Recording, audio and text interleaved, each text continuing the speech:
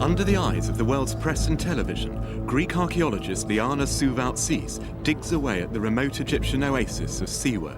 She is searching for the holy grail of Greek popular archaeology, the final resting place of the most spectacular conqueror the world has ever known, Alexander the Great.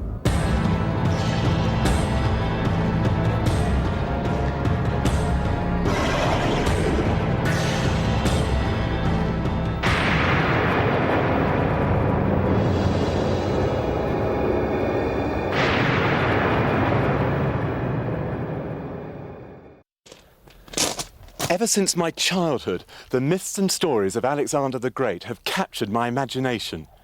Today I'm an archaeologist at Newcastle University, and still Alexander fascinates me. Now why? Well, of course we know that he was a great warrior and that he lived 300 years before Christ. But he was so much more than that. He genuinely believed that he was divine, and indeed his subjects worshipped him as a living god. Today, as after his mysterious death, his body is embroiled in intrigue. Where? Here. Alexander is buried here. I shall be investigating Liana Souvaltsis' sensational discoveries at the oasis of Siwa, making Alexander today, as in his lifetime, a focus of worldwide attention.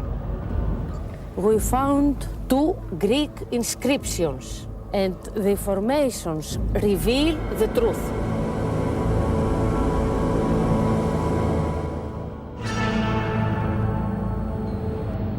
But attention is on more than his physical whereabouts. Leading academics are probing ever deeper into the mind and soul of Alexander to try and understand the nature of his divinity. Those who inherited his empire believed they also were divine. And some of these self-styled god kings went to amazing lengths and indeed heights to celebrate their supernatural power. I'm in a mountaintop kingdom in Turkey of just such a god king, Antiochus. He's buried here under this huge mound to be near his fellow gods. And here they all are, seated on vast thrones, their toppled heads scattered down the mountainside. Now, you might think that the story of Alexander's legacy could hardly go further. But during this programme, I'm going to be exploring the idea that, amazingly, Alexander even affects the way we think today.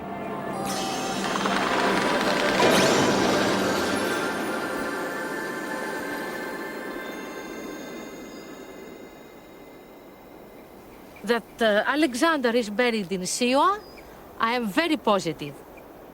And what is one to make of archaeologist superstar Liana Souvaltsis? Since 1989, she has been digging in the El Meraki area of Siwa, and for the last 4 years she has been convinced that she has found the tomb of Alexander the Great. The first clue that he could be buried here came from listening to the local Siwans. The people are very superstitious, and they like to examine the omens everywhere. They look in the sky, and from the flying of the birds, they can see if something good is going to happen or bad.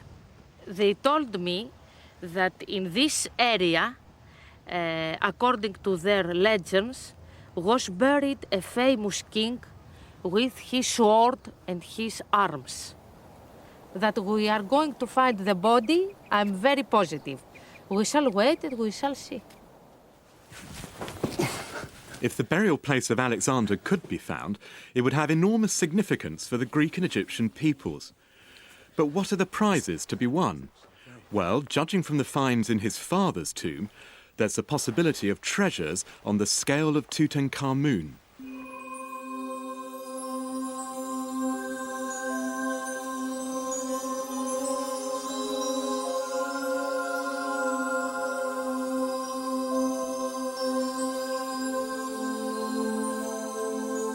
The sheer beauty of these ancient treasures serves to remind us of just how sophisticated Alexander's times were before their civilization faded away. It's probable that Alexander's treasure and tomb, if found, could resemble a newly discovered one underneath an earth tumulus near his birthplace in northern Greece. And I'm very excited that the site director has let me be the first visitor to take a look inside. a tomb was a home for the soul of the dead, and underneath this great pile of mud is a beautiful, well-preserved tomb facade. We're now inside the tomb, and as you can see, it's in fact empty. The floor is bare. And this, of course, could also be what happens if Alexander's tomb is discovered. The treasures have gone. And look, as we go up, we can see marks which look like heavy objects being pulled up, which have been scraped against the wall. Yes, here you can see it. There's this hole in the roof which the robbers went through.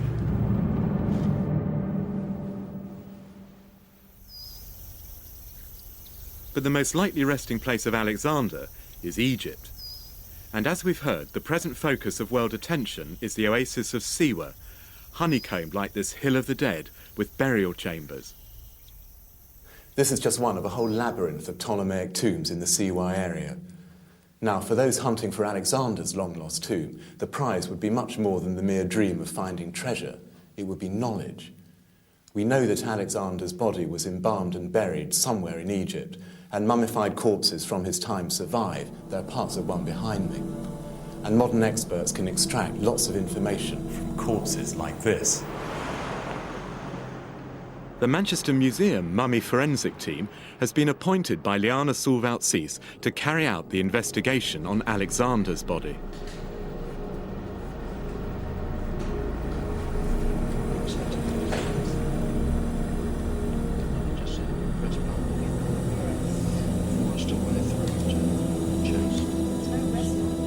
Should we be presented with the body of Alexander, it would be given the whole treatment which we give to other mummies. That is, it would be x-rayed. We would then carry out some virtually non-destructive investigation using the endoscopes. We would take tissue samples, which could be used for identifying disease, for identifying the DNA of the mummy, and possibly for identifying the blood group. In the case of Alexander, I believe that there is some question that he drank rather heavily, and I'd be particularly interested in the liver. Always controversial, Liana Sulvaltsis has her own theory about how Alexander died. There are some ancient authors saying that he died from poison. The poison was sent from Macedonia. It's well known that, of course, that arsenic has been used since antiquity, and certainly examination of the hair often reveals in bodies that have been around for a long time that they've died from arsenic poisoning. Statues and other likenesses of Alexander abound.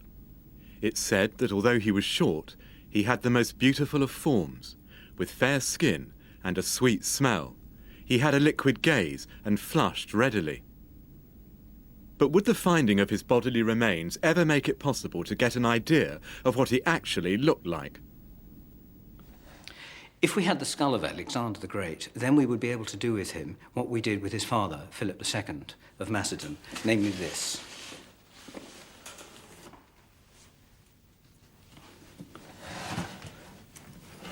What we did with that cremated skull from Vergina was to reconstruct the face on the skull. And that is actually the result of a great deal of medical research. So if this was the skull of Alexander the Great, we would make a plaster cast of it. Into that cast, we would insert pegs at 21 points. That is all shown here. The lips beginning to be built up, and then over that one adds the subcutaneous tissue in the skin to get the finished face. And we would then have a face that all his soldiers would have recognised. That would be exciting.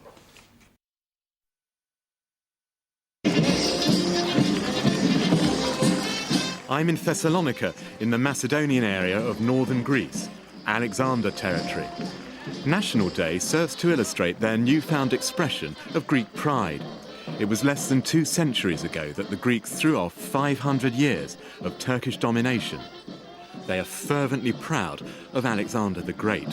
Like King Arthur for the British, the spirit of Alexander is sleeping, not dead, and his ideas can make Greece great again. το μεγαλούργησε όλο έξω.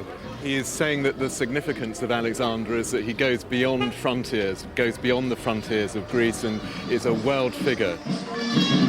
Sharing in their excitement helps me to understand why the progress of Liana Suvalt-Sis is so keenly followed.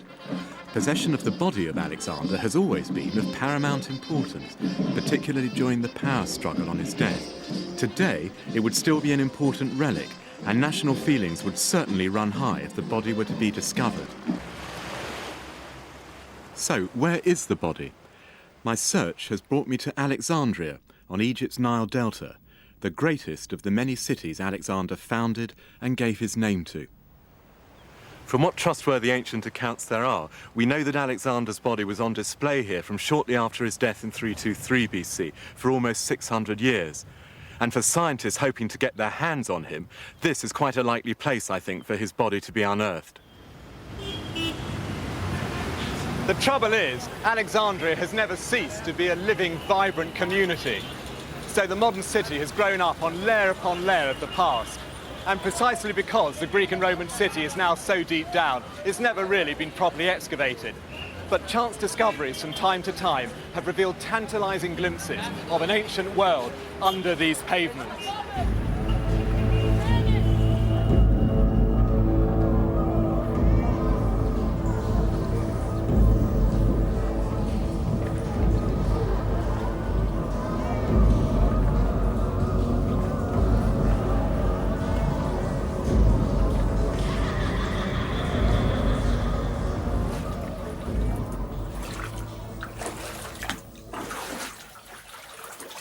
This labyrinth of burial chambers, now being drained by Egyptian archaeologists, was stumbled upon 100 years ago when a donkey and cart literally fell into it.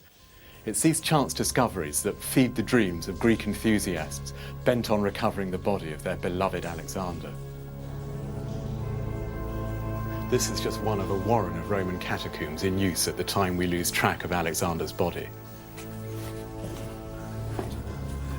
This is the mortuary chamber, guarded by fearsome Egyptian demons, now dressed as Roman legionaries. And here, the burial rites are supervised by the traditional pharaonic gods.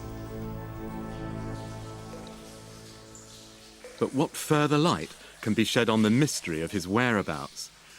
Well, there are a few historical records to go on which tell us more. It seems that Alexander's body had come to rest here in Alexandria in a Lenin-like display, surrounded by the corpses of his royal Macedonian successors in Egypt, the Ptolemies.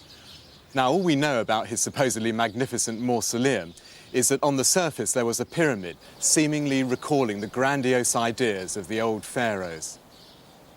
Underneath the pyramid lay his mummified corpse, and people have hunted for this here in the Ptolemaic tombs of Alexandria. We know that, like this magnificent gold coffin of Tutankhamun's, Alexander's original sarcophagus was also solid gold. But one of the last Ptolemies, pressed for cash, replaced this gold verder. Now, what happened after the last recorded sighting of the body in AD 215 is guesswork. The widely held view is that both tomb and body went up in smoke during a revolt here in the AD 270s, or that it was in a part of the city now under the sea. But I suppose it's just about conceivable that his mausoleum remained intact until the triumph of Christianity in the 4th century AD. I wonder if it's utterly fanciful to think that maybe then his pagan devotees secreted the body away into a chamber like this in Alexandria to escape the anti-pagan zeal of the local Christians. Or could they even have taken it out to El Meraki in Siwa? Although Siwa is a long way from Alexandria, it's in this oasis 800 years after Alexander's death that we find a Christian Roman emperor stamping out the last traces of an Alexander-worshipping cult. And it's here today that the international press are watching for the latest developments. In searing heat, Liana Suvalt-Sis doggedly holds on to her claim that this is Alexander's last resting place. We know that Alexander had expressed the will be buried in Siwa. And it was not the will of a simple person. He was the will of a king and of a god. There are a lot of findings in Siwa. The star 8-ray star. The discovery of the two fragments forming this star are for Liana a key piece of evidence, resembling, she claims, the 8-pointed Royal Star of Macedon. Yes, it could have 8 points, but it seems to me there is no axis of symmetry needed for it to be a star. And then there are the newly discovered inscriptions, which she claims prove that this is Alexander's tomb, and furthermore state that Alexander was poisoned. Experts dispute this.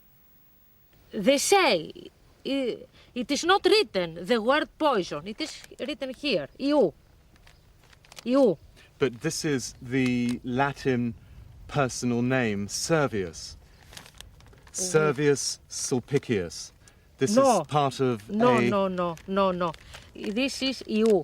This is not a name. EU is the poison. So can you just tell us, because this is fascinating, what you think these words mean? Epi, seu, iu, sulpiciu. What does this mean?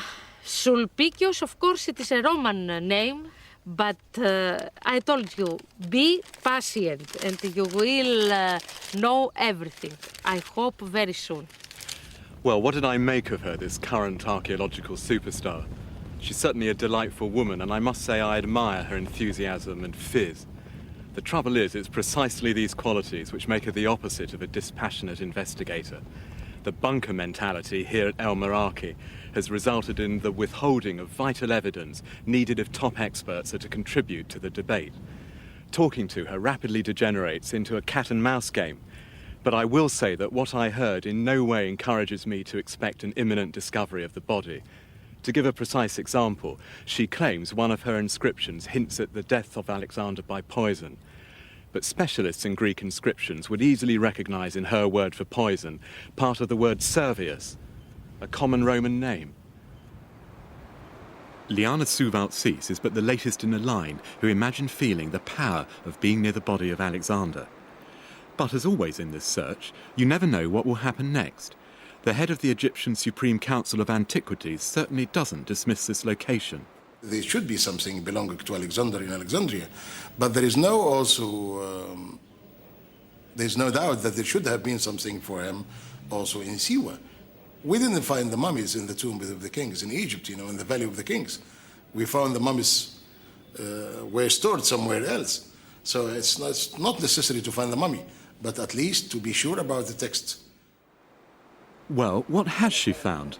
An earlier study by the famous Egyptian archaeologist Ahmed Fakhri records a small Doric temple at El Meraki, and this is what Liana Suvaltsis seems to have rediscovered. But experts analysing the architectural details suggest a date for this at least a century after Alexander's death. In fact, Liana Suvaltsis, through her finds, may unwittingly provide the key to the true identity of who was worshipped here. This fragment has the Greek word for goddess, theos, followed by 2 letters probably from the beginning of the name Isis. So it could be, in fact, that what we've got is a previously unknown temple to the Egyptian super-goddess Isis, nothing to do with Alexander.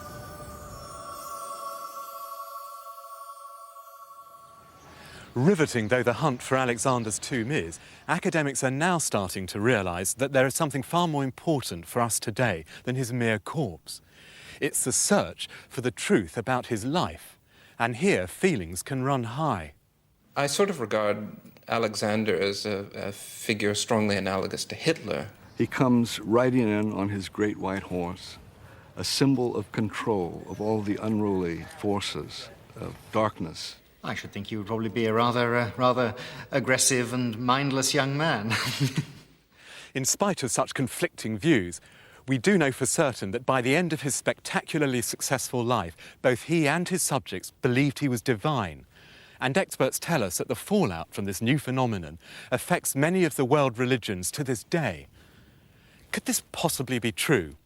Well, first we have to search out those aspects of his life which led Alexander to believe he was a living god. Even before Alexander was born, his family was bathed in a supernatural aura because they claimed descent from the mythical Heracles, a frighteningly strong Greek who earned his place among the gods after a lifetime of heroic achievements. His family ancestors lived on the foothills of the northern Greek mountains. The more sophisticated southern Greeks of the time regarded these northerners as primitive and superstitious, and it's said that in these mountains Alexander's mother Olympias led supernatural rites and took part in orgiastic ceremonies. These leanings of his wife alienated King Philip, her husband. Her pursuits clashed with his no-nonsense military lifestyle, and these occult activities also gave rise to rumours, surely overheard by the child Alexander, that his actual father was none other than the half-Greek, half-Egyptian god, Zeus Ammon.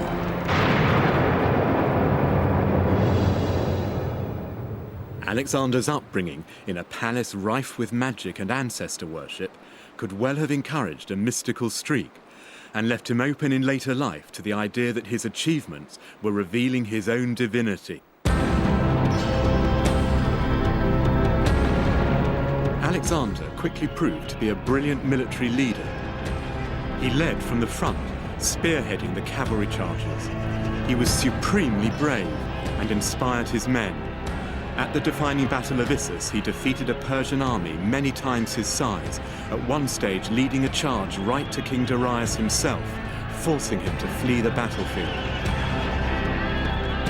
He never, however, damaged a religious shrine.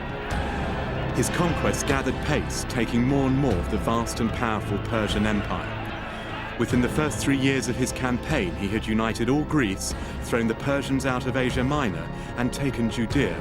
He then headed towards North Africa, where he was to have his first encounter with a major civilization centuries older than his own.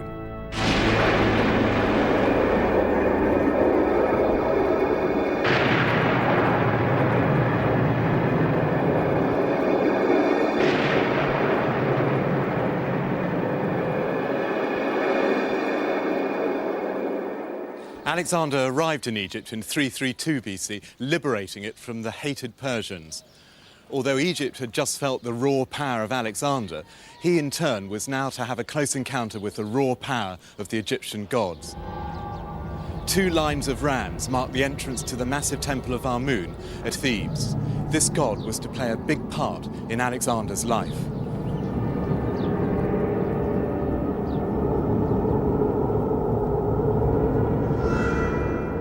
For the Egyptians, Amun was the father of creation.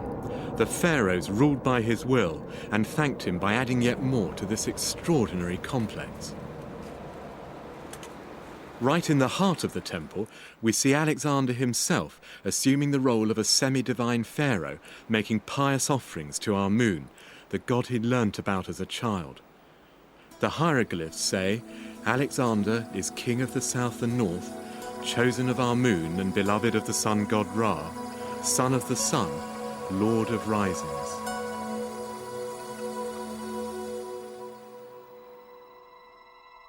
One particular branch of this cult was much frequented by Greeks, the oracle of Amun in the western desert at Siwa. Alexander decided to march there, interrupting his relentless campaign against the Persians. It seems he had an irresistible yearning to find out from this famous oracle if he was indeed the son of Amun.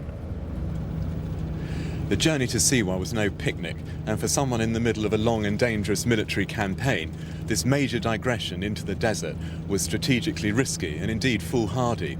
Even for me, travelling today in the relative luxury of a vehicle, the journey brings home just how remote this Saharan oasis is. We've been travelling for hour upon hour across baking, empty desert, and I can't help thinking that if we break down, we really will be in the proverbial.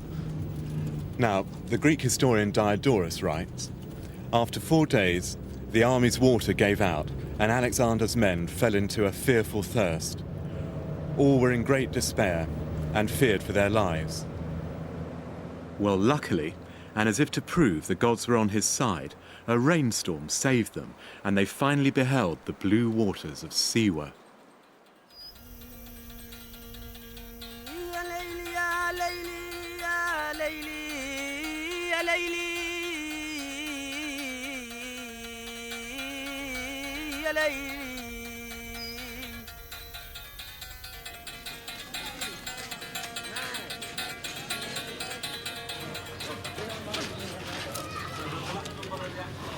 Even today, Siwa remains a strange and isolated community. The village reminds me of a sort of anthill, with parts living and parts fossilised. High on a rocky outcrop sits the once world-famous oracle temple of Amun. Travellers would approach with trepidation, knowing their future was about to be revealed. The Greeks equated the divine presence here, the god Amun, with Zeus, the most powerful of their gods.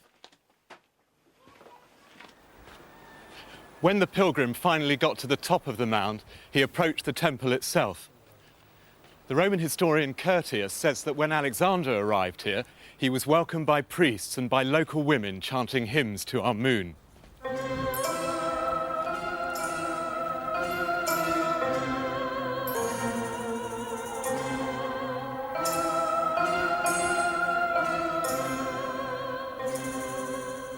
It's difficult to envisage just what the god Amun looked like, but he seems to have manifested himself in different forms. Above all, invisibly and powerfully, as the wind which whips, and as a ram that would appear to lost travellers and guide them here.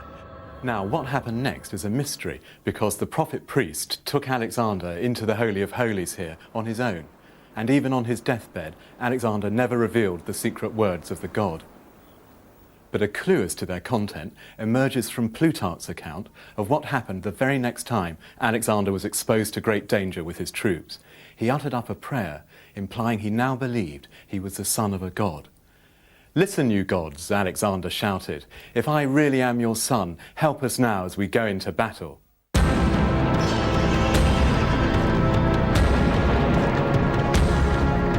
From Egypt, Alexander and his unstoppable army marched ever eastwards as far as what is now Afghanistan.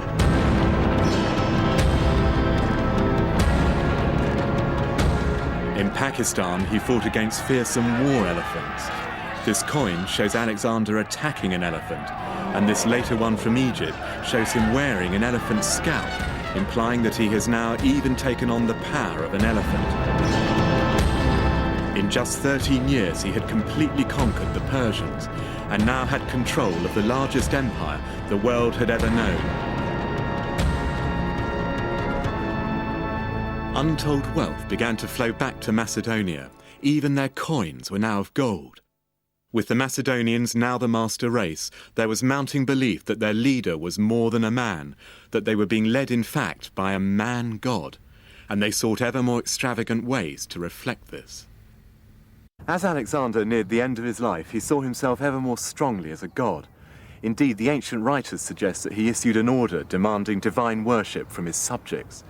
Visitors now had to prostrate themselves in obeisance before him. But all this was to come to an abrupt and untimely end.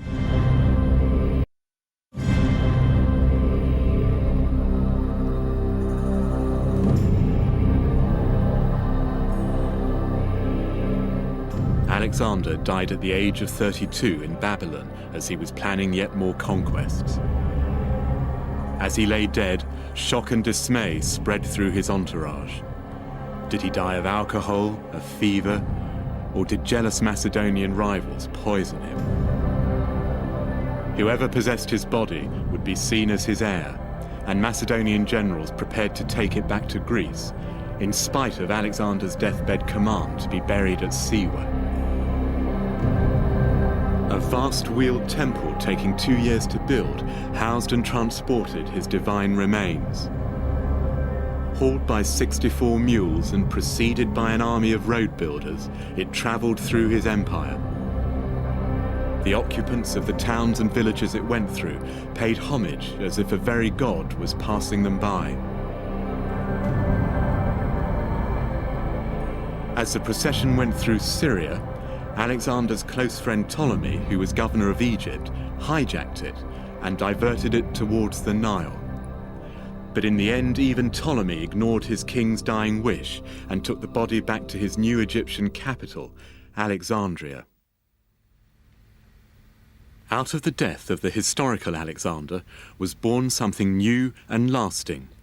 For the Greeks, the godlike saviours and supermen of their mythical past had finally crystallised into human form. Gradually, there developed the notion, both in his lifetime and very much more afterwards, that Alexander had been sent from heaven, that he had, as it were, been loaned to the world for a limited period, and that upon his death, the gift had been revoked. The people that were in his immediate entourage, his colleagues, his generals, they certainly see him as somebody who is marked out by the divine. Stories about how, when he was marching along the coast in southern Turkey, the sea bowed down to do him homage, is told by one of the people that was in his entourage. To the Greeks, divinity was not a matter of supreme goodness or holiness. It was all about awesome, invisible power, which, if you could tap into it with the right rituals, sacrifices and so on, could confer great benefactions. His successors who take over his fragmented kingdom, they use Alexander, they use his image, and they use the idea of kings being gods. Surely the ultimate example of Alexander's heirs seeing themselves as divine is to be found here in the remote mountains of eastern Turkey. A dirt track winds up to a vast mausoleum complex on the top of Mount Nemrut. The creator of this place was King Antiochus I of Commagene, whose head has toppled down from his throne over there. He ruled the region about 2,000 years ago. The scene here says it all.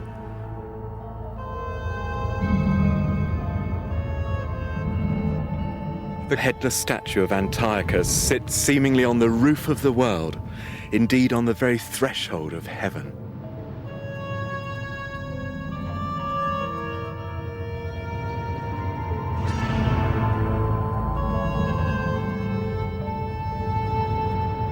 By presuming to seat himself among the gods, with the goddess of plenty on one side and Apollo on the other, Antiochus is in effect telling us that he is one of them. And here he shakes hands with the god Apollo, as if they were equals. Now come and look at the inscription on the back of the statues, where Antiochus, in his own words, sets out his religious beliefs. Here, boring old grammar proves to be the most potent tool for bringing his deepest thoughts to life. Now, over here, in the nominative case, is his name and his titles, meaning that he is the subject. And over here is a verb in the first person, epoi esamen, I made, meaning he's saying, I did such and such. And this is a verb in the present tense, horas, you see, meaning that he was alive when the text was composed. And over here is the ancient Greek passage, Antiochos theos, meaning he's saying, I am a living God.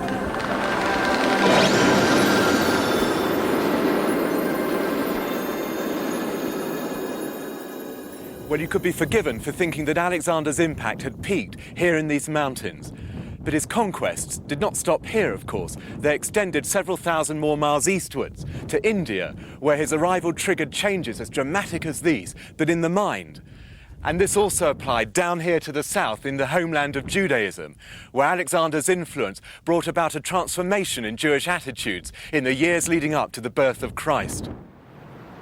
This assimilation of Greek ideas as a result of Alexander, Hellenization as it's called, resulted in the whole of the known world becoming one melting pot of religious ideas. Current research is now revealing for the first time that remarkably Alexander affected the religions of India, Islam and early Christianity, and key aspects of Judaism. A new sort of Jewish leader emerged, a teacher or rabbi, based on the idea of Greek philosophical schools. Here by the burning bush is the great Jewish hero Moses, now in a Greek-style robe. On this synagogue floor is the pagan Greek sun god, Helios. Behind his head is a disc and rays representing the sun. And again, with flares of light to emphasize his divine radiance, is a successor to Alexander in Syria, Antiochus VI, taking on the concept of a god-king. These successor kings went further, Aletheos and Soter, God and Saviour. When the Romans became the imperial power following the Greeks, they too decided that, like Alexander, they were god kings. Here, Augustus is calling himself Divi Filius, son of a god. He goes one further and sports a radiate crown to suggest his divinity. And here, in this early mosaic from beneath the Vatican, and adorned with the self-same solar flares used by the Roman emperors, is the leader of the newly emerging religion of Christianity, Jesus.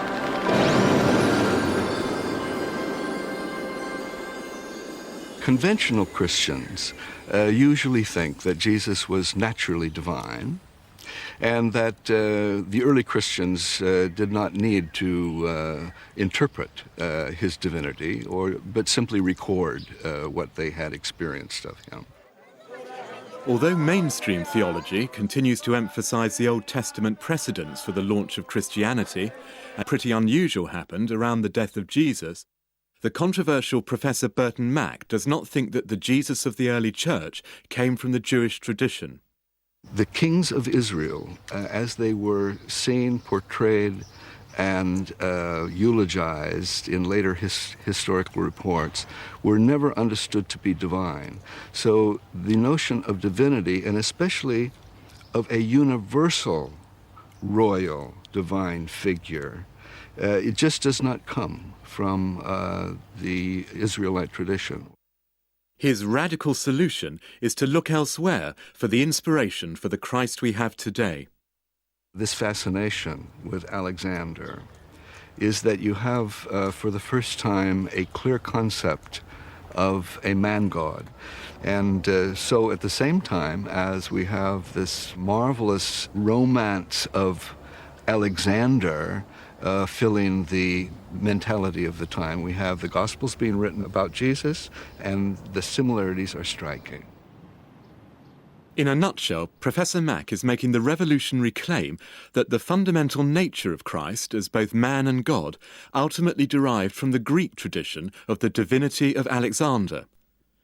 Of course, the message of Jesus, as opposed to his packaging, was new and based on non-violence and a God of love. Thousands of miles to the east, another teacher of similar ideas was about to get the Alexander treatment.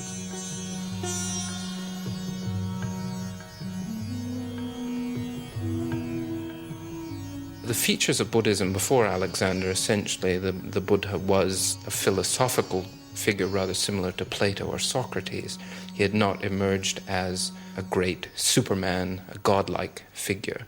And in the first 2 centuries AD, roughly speaking, Buddhism undergoes a major transformation where the Buddha is elevated from being a simple human being into a superman, or you could say a god in some sense.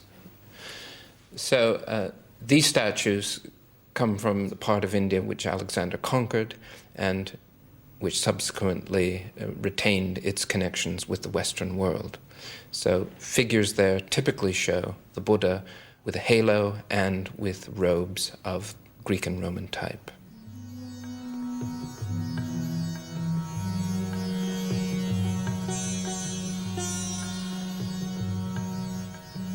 The same things happen in Hinduism at roughly the same time. Images begin to be produced which show Hindu deities holding the weapons and, for example, a club, all these things that are connected with Heracles. We don't know the direct impact of Alexander as an individual on these things. We know that Alexander assumed divine characteristics as a result of his conquest of Egypt and various parts of Asia. And it seems to have been a groundswell of change in religious attitudes, this need for some sort of superhuman being, some sort of super person who could be a savior for mankind.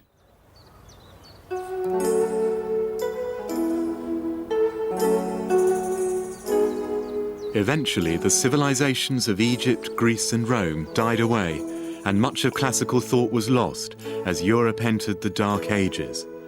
But not all was lost. The tales of Alexander medieval Europe loved his story, now romanticized out of all recognition.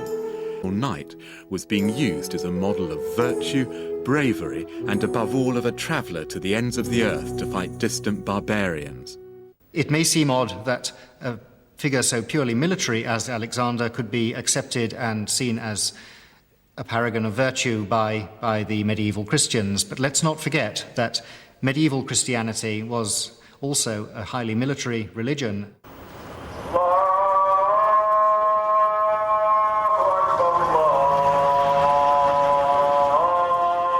1,000 years after the death of Alexander, Muhammad, a prophet from the Arabian Peninsula, founded the religion of Islam. Unlike Hinduism and Buddhism, the first generations of Muslims felt driven to expand the Islamic world by the sword, and from its beginnings at Mecca, Islam quickly won a vast holy empire, as big in fact as its Roman predecessor.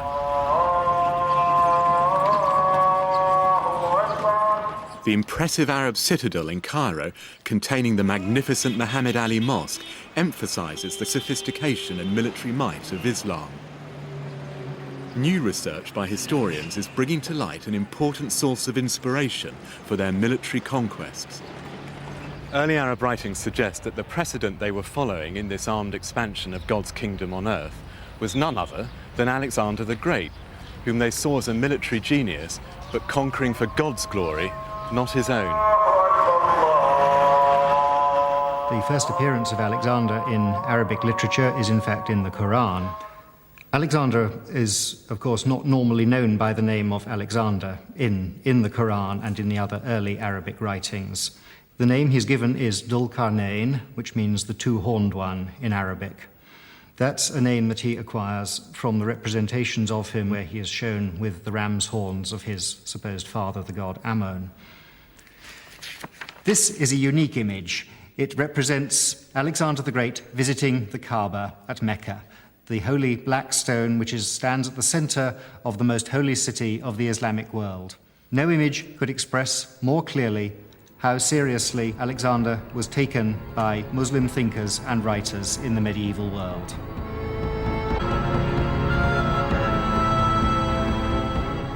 So, amazingly, it seems that many of the world's faiths as we know them today owe much to Alexander's legacy. I end as I began so many months ago, looking for the final resting place of Alexander's body. Back here in Egypt, Alexandria remains a city of mystery. In ancient times, this shaft was used for lowering the dead into the catacombs of Kom Shugafa, down below me. I think that in this half-submerged labyrinth of burial chambers underneath modern Alexandria, I've got about as close as I'm going to get to the body of Alexander. But you never quite know what will turn up. Construction of their new library has just been halted because of fresh finds, and they're planning a dig on the site of the ancient Dhul Qarnayn Mosque. And Liana Suvaltsis digs on, sure she's on the point of discovering her beloved Alexander. She keeps finding little things. Are these Macedonian stars on girls' dresses? And on rings? And what are the secrets in these strange circle dances said to be descended from the worship of our moon in Alexander's day? And she claims that their babies' headdresses are modelled on the helmets of Alexander's army. When I'm gone, I like my ashes be scattered in the desert near Alexander. Well, what have I come to know about Alexander at the end of my search? Writers of all ages seem to have placed a smokescreen around Alexander. He has become all things to all men, both admired as the noblest of humans and reviled as the cruelest of despots. The extraordinary military success of this wandering conqueror and the godlike power he wielded as a result seem to have fed a universal need in us for a hero who somehow transcends our ordinary human limitations. And because he died young, these achievements were never tarnished by old age, bitterness, or physical decline. The myth of Alexander belongs to us all, to use as we will.